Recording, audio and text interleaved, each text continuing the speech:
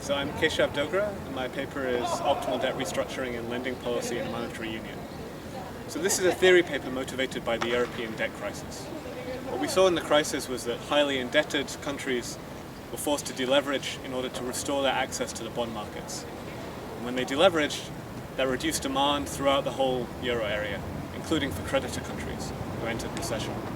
So what I want to ask in this paper is whether we can find some policies that restore debtors' access to credit markets and make both borrower and lender countries better off. In particular, I look at three policies that have been proposed during the crisis.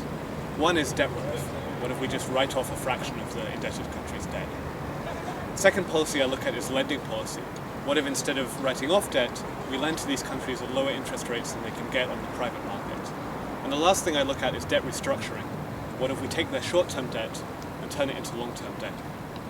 And what I find is that debt relief makes creditor countries better off to some extent, but probably not enough to outweigh the direct harm to these economies that you get if you write down debt. But lending policy and debt restructuring can always be used to make both debtor countries and creditor countries better off. So if we lend to these countries at low interest rates, or we restructure their debt, they're going to spend more on output and consumption today. In particular, they're going to spend more in the exports of the creditor countries. That makes them better off, as well as the borrowers. So my paper is very stylized. It only looks at one aspect of the European crisis.